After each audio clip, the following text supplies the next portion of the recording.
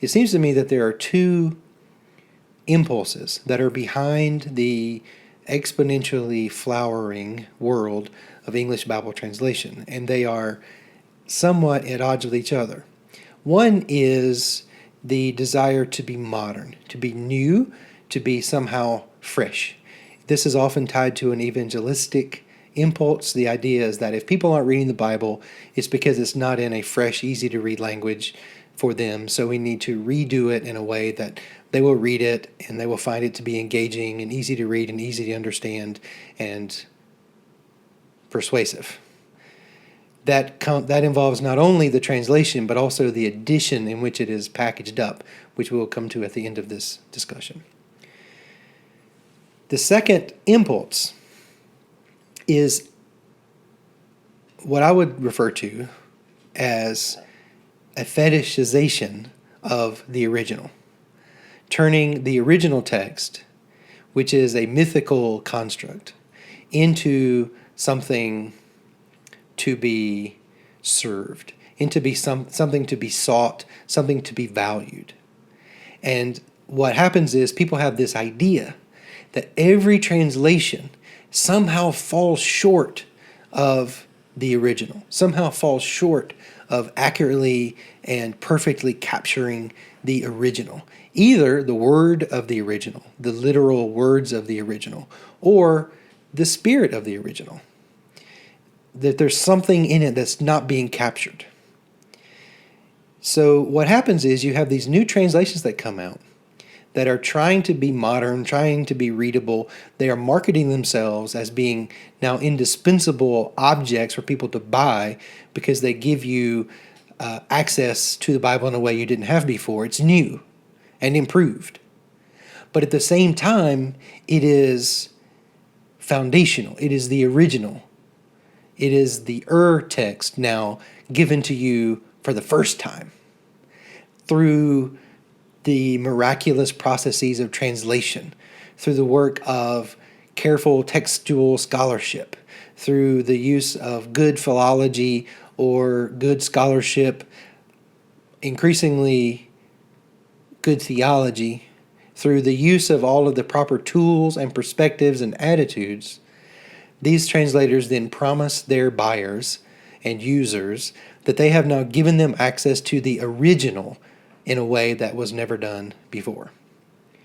So I want to look at a couple of examples of new translations to explore this tension between these two ideas, the most modern and the most faithful to the original. Not just faithful to, but the thing that gives the best access to, or the clearest window or clearest passage to the original. On the question of naming, I wanted to linger a second on this relatively new translation, the Evangelical Heritage Version, which sounds a little polemical maybe, or tendentious, heritage. So usually the word heritage has a kind of negative, sort of almost combative meaning these days. But in this case, the Evangelical Heritage Version is done by conservative Lutherans in the upper Midwest. So it's not evangelical in a broad sense, and it doesn't have to do with the heritage of any really large group, but it was a group of conservative Lutherans in the Midwest who felt like they needed a Bible, and they took about 7 or 8 years and they did one. I'm interested in the things that they say about their translation, that they make marketing claims similar to what we saw with the International Standard Version that are not anything really new, but they're presented in a way as if they really are new. So we seek a balance between old and new. We seek a balance between the poles of literal and dynamic equivalence, between formality and informality. I mean, that's basically where the huge majority of translations are these days, is trying to balance, these various extreme positions. They also suggest that it should be suitable for all purposes in the church, and that it is not interpretive. That, of course, translation is to some degree interpretation, they say, but they're trying to reproduce as closely as possible what the original text says, to say no more and no less than that. So this is the now new effective window to the original. The literal standard version just came out this spring in 2020. And think about the name, literal. That's its general approach right there in the title, but also standard. So they're trying to become the standard, the only, the authoritative version for people who care about their translations being, quote, literal.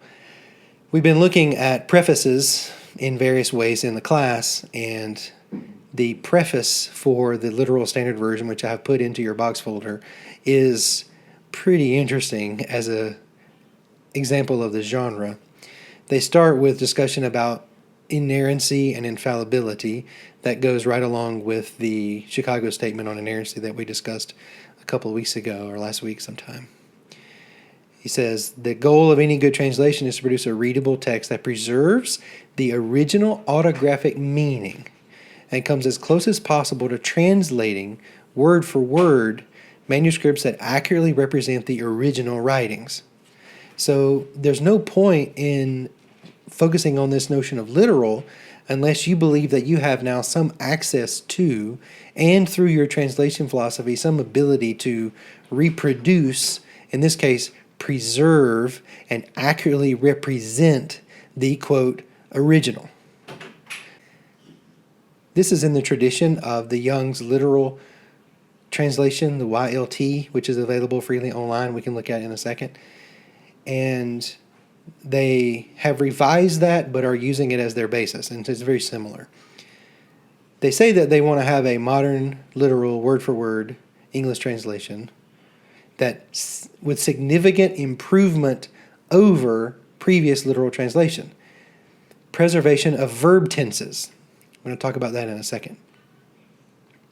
Consistent approach to formal equivalence, removal of transliterations. Unlike most translations, justify typographic alignment consistent with the style of the original Hebrew, Aramaic, and Greek biblical autographs. This is an astonishing claim, that they know what the original, quote, autographs looked like, what those original texts look like, especially the Hebrew. And what they've done, as I'll show you, is they put everything into block text, and there's no paragraphs, and there's no dialogue or anything else. It's very difficult to read. Here's their theological statement. Why should we trust in the Holy Bible over other religious, historical, and scientific texts? It is the complete account of God's revelation of mankind. Every claim that in the Bible that can be demonstrably tested has been verified. If we presently possess some scientific know-how, archaeological discovery, or corroborating texts that can directly test a specific claim from the Bible, the claim has been verified, which has been a great source of humiliation for secular historians over the past several decades, as discovery after discovery has proven the Bible true, even after historians had said it just can't be. Fallen walls of Jericho? No. The reign of King Hezekiah? That's a not bad one. Or the existence of a Jewish temple? Yes, true, but very general. Every bit of physical evidence that has turned up to answer the Bible's claims has proven the Bible true. It's a bad way to start off a Bible translation with a paragraph that is essentially false. It is filled with good intention, maybe, to make people feel confidence in the Bible. But as I have seen in my classes over and over again, this kind of confidence, this kind of very clear, precise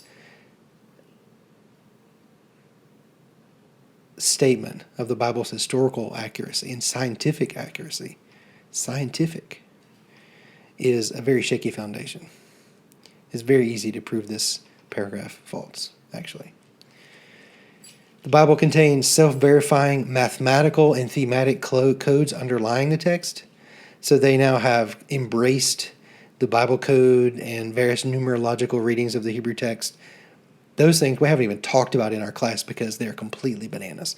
This is like the just fantasy world of biblical interpretation.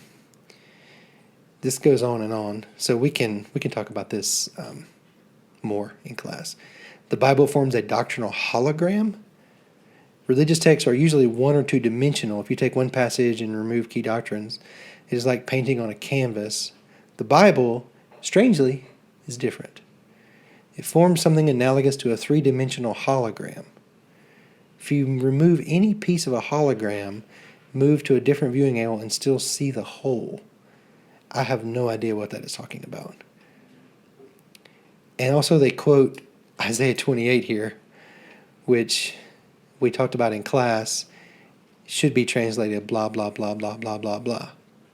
So I think it's actually not too off base to say that we could justify all of this paragraph by referring to Isaiah 28. God says that when people speak, all that they're going to be able to say is blah, blah, blah, blah, blah, blah, blah. So suffice to say that I want you to read through the rest of this preface, which is pretty interesting, but I don't have a lot of enthusiasm for their basic approach. We can, talking about literal translation and tenses, I want to show you something here. So this is the Young's literal translation, which came out in a very similar time frame to the Julia Smith version, which we criticized for not understanding the way Hebrew verbs work. And the Young's literal translation has made the same mistake, but honestly I never realized it because I'm not really that familiar with the way Old English verbs work. In the beginning of God's preparing the heavens and the earth, that's actually not a bad translation of the first verse. The earth hath existed waste and void, and darkness is on the face of the deep, and God saith, let there be light, and light is. So what's happened here, those are present verbs which are based around the idea that the Hebrew verb is an imperfect, which would be translated in English potentially as present tense, not as past tense. But this is a basic misunderstanding of the Hebrew because those seemingly imperfect verbs all the way through the Hebrew narration are actually preterites and should be translated in the past tense. Not actually preterites, but based around an older preterite form. In any case, should be, there's no question of this, translated in the past tense. So this is the highly literal version, but the verbs are wrong. I never noticed it because saith kind of sounds like it might be past tense. So in the literal standard version, you can see they did the same thing. The earth was formless and void, and darkness was on the face of the deep. So they put the was here because there's no word in Hebrew there. But once they get the imperfect verb in verse 3, vayomer, which means, and God said in Hebrew, and God says, let light be, and light is. And God sees that the light is good, and God separates between the light and the darkness. Now, let me just say it plainly. There's no excuse for not understanding the Hebrew verbal system in the 21st century. Julia Smith, who taught herself Hebrew, I could perhaps excuse for not understanding what is happening. But these people have no excuse. This is just really, really poor. Let's compare that highly literal, very wooden, and in fact incorrect translation with another really modern translation which takes a different perspective, and that is a translation known as the Voice. And what happens in the Voice is that the text is formatted like a script, and there are extra explanatory statements that are added to make the story clear as a narrative. So here's 2 Samuel 13. Time passed, which is in the Hebrew, I think, and David's children grew older. David's third son, Absalom, so the text doesn't have third, but they've included third so we can track it, who was so beautiful that David's son, Amnon, oldest son and heir, Amnon, fell in love with her. He was sick for Tamar. They have now clarified sick with desire for Tamar. And you see here it's formatted like a scene. If we were going to set this in a movie or in a play, you could follow this as a script. Son of the great king, why do you look so tired and run down every day? Won't you tell me? And then they have this conversation where Jonadab tells Amnon, here's what you want to do this, this, and then you can rape your sister. And that's exactly what he does. And has really bad, far-reaching consequences. So on the one hand, we have these highly literal translations that are fetishizing the original, the literal, the autographs, the old-sounding language, even to the point of having really bad translation. And the voice, which is totally different, which is pushing the boundaries of how the Bible should look, what the Bible is, how it functions, how we should read it, what kind of information can we add or not add. For example, here, Tamar, struggling against him, said, "No, my brother, don't violate me." So we, when we're reading, assume that she was, but that's not in the text, but set here as a dialogical or as a dramatic scene, then they say, well, it's fine to add that in to the text. Tamar clinging to him. "No, my brother, don't send me away." Like, is she clinging to him, right? These are obviously interpretive, but it's okay. And then we have a little aside from the narrator who is saying, "Oh, the shame and intrigue within David's family." And so then working out some of the implications of this story. This is right in the text. This is very interesting. The Tree of Life version is a Messianic Jewish version that tries to add a little Jewish spice to the translation. They say it's to be persuasive to Jewish people. I have questions about that. I think more likely there is a kind of fetishization of Jewish language and culture among Christians who are attracted to the notion of the ancient, of the original. And that why should we stop at the original with the writing of the biblical text when we can go back to the original, all the way back to the original Israelite Hebrew expressions? So in this one, I just pulled up Leviticus so you could see some of the way they handle terminology.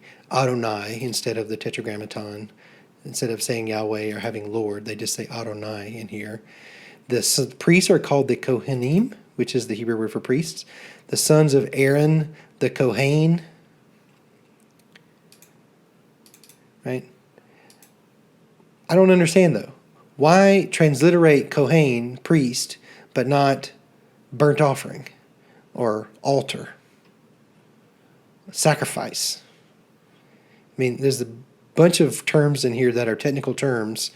It is a burnt offering, a soothing aroma to Adonai. Like, these terms could also have been transliterated, but they didn't. They just translated Kohen. Why? I don't know. I don't understand that.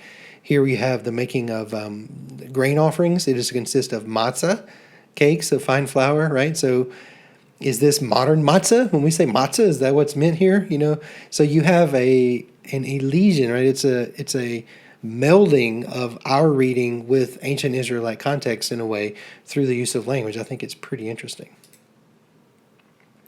Also, I would like to call your attention to the Good as New Bible, a radical retelling of the scriptures. This is another one that I don't have, that I learned about in this process that I'm going to order. And it is done by a priest who in England who is anti-fundamentalist and is, I think, trying to troll fundamentalists through this translation. And one of the things he does is change passages related to homosexuality. So here we have the literal translation. This is from Romans 1, whereas it talks about women giving up natural relations for those contrary to nature, and then men doing that as well. Women consumed with passion for one another, men committing shameless acts with men. This has usually been interpreted as a reference to some sort of same-sex relations. And the Good as New says, God let them go on to pursue their selfish desires. Women use their charms to further their own ends. Men, instead of being friends, ruthlessly exploit one another. In our discussion of the Queen James Bible, we talked about how you can interpret these passages in Paul to refer to particular kinds of exploitative adult-child relationships, or that these terms have to do in general with exploitation. There's something broken in the relationship. It doesn't necessarily have to be same-sex. It could be I mean, it might be same-sex, but the thing that's wrong with it has to do with the disparity of power relations in the relationship. I don't know. But all of that interpretive conversation now has been boiled down to and inserted through this translation here, which basically takes the same-sex relationship out of it completely and foregrounds the notion of abuse or violation or manipulation of other people. John Henson was this guy's name. Now, by way of finishing, I want to talk about marketing. The way we justify new translations and new products is not only by the text itself. Sometimes the text itself is secondary. Instead, what's important is the packaging, the material, the paratext, what kind of notes, extra material are in the version that you're using. So I've gone to this website called christianbook.com, which is a CBD, is how they used to be known as, and they've got all kinds of stuff on here. But if you go to Bibles, what you can see is you can look at Bibles by translation. Let me do it this way. So there's a variety of translations that they offer. Notice they don't offer all of them. They offer the ones that are the most mainstream. There are study Bibles, and the study Bibles are all pretty conservative. You've got Ryrie and MacArthur and Apologetics and Schofield, Life Application, like these ESV even. These are all very conservative study Bibles. And then you have Bibles by type, including journaling Bibles, which we're going to look at in a second. And then over here, let me move myself. Over here, Bibles by audience, women, children, men, teens, and then accessories, covers, etc. Here are Bibles for journaling, the so-called Beautiful Word Bible, Inspire Bible, Journal the Word, Note-Taking Bible, and you can see there's just tons of these. Journaling Bibles for 1 year, daily reading, daily journaling. It's just by format, by audience. Journaling Bibles for men, you notice, like black covers, austere, very manly, compared to these, which are all the flowers and the annotations. The teen girls' Bibles, very pink, right? Because all teen girls love pink, I guess. In terms of Bibles for women, you can see you can narrow it down to translation type and also by journaling, compact, devotional, large print, I guess for your some of your older ladies who want larger print. CSB, She Reads the Truth Bible. NIV, the Women's Study Bible. The Spirit-Led Woman Bible. Here's the NIV Compact Pink Floral Italian Duotone. Right. What's important about this text is the cover. It is NIV. It does tell us at least what the translation is. Bibles for children. Start by age. You can do little kids. Right. They tend to be very graphical, of course. Here's some in Spanish. Here's the easy-to-read Bible for children. Hidden in My Heart, Scripture Memory Bible for children. Easy-to-read Bible. Fun and vibrant. Carefully written to be suitable for young readers. Each genre in the Bible has been included in some form, which actually, that's pretty good. Here are men's Bibles. Teen guys. Outdoorsmen. You want to see the Outdoorsman Bibles? What do we got?